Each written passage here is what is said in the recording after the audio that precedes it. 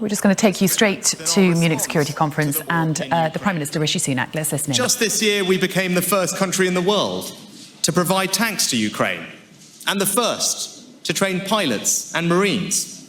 We gave £2.3 billion last year, and we will match or exceed that in 2023. Now, other allies can tell a similar story, and our collective efforts are making a difference. But with every day that passes, Russian forces inflict yet more pain and suffering.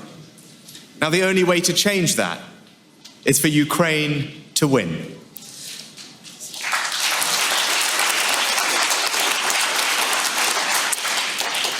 So, we need a military strategy for Ukraine to gain a decisive advantage on the battlefield, to win the war, and a political strategy to win the peace.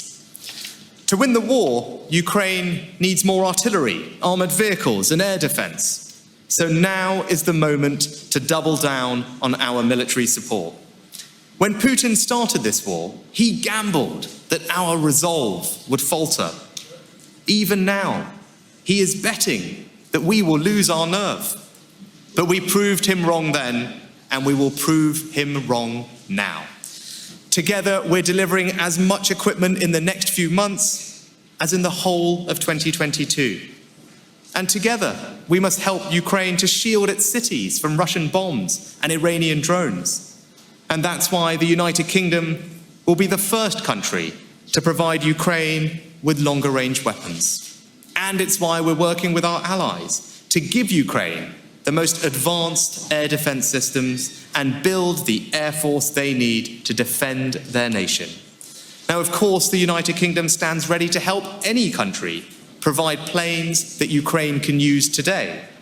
But we must also train Ukrainian pilots to use the most advanced jets, and that's exactly what Britain is doing, so that Ukraine has the capability to defend its security for the long term.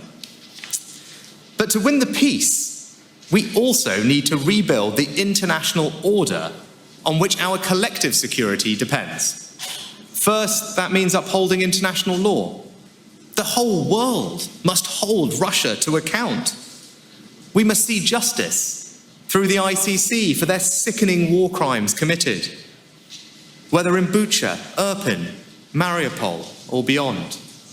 And Russia must also be held to account for the terrible destruction it has inflicted. We are hosting the Ukraine Recovery Conference in London this June, and we should consider together how to ensure that Russia pays towards that reconstruction.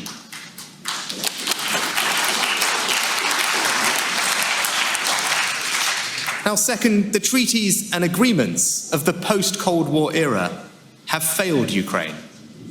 So we need a new framework for its long-term security. From human rights to reckless nuclear threats, from Georgia to Moldova, Russia has committed violation after violation against countries outside the collective security of NATO. And the international community's response has not been strong enough. As Jens Stoltenberg has said, Ukraine will become a member of NATO. But until that happens, we need to do more to bolster Ukraine's long-term security. We must give them the advanced NATO standard capabilities that they need for the future, and we must demonstrate that we'll remain by their side, willing and able to help them defend their country again and again. Ukraine needs and deserves assurances of that support. So ahead of the NATO summit in Vilnius, we will bring together our friends and allies to begin building those long-term assurances. And our aim should be to forge a new charter in Vilnius to help protect Ukraine from future Russian aggression. Now, let me conclude with one final thought. What's at stake in this war is even greater than the security and sovereignty of one nation. It's about the security and sovereignty of every nation. Because Russia's invasion, its abhorrent war crimes and irresponsible nuclear rhetoric are symptomatic of a broader threat to everything we believe in. From the skies over North America to the suffering on the streets of Tehran, some would destabilize the order that has preserved peace and stability for 80 years. They must not prevail, and we need not be daunted.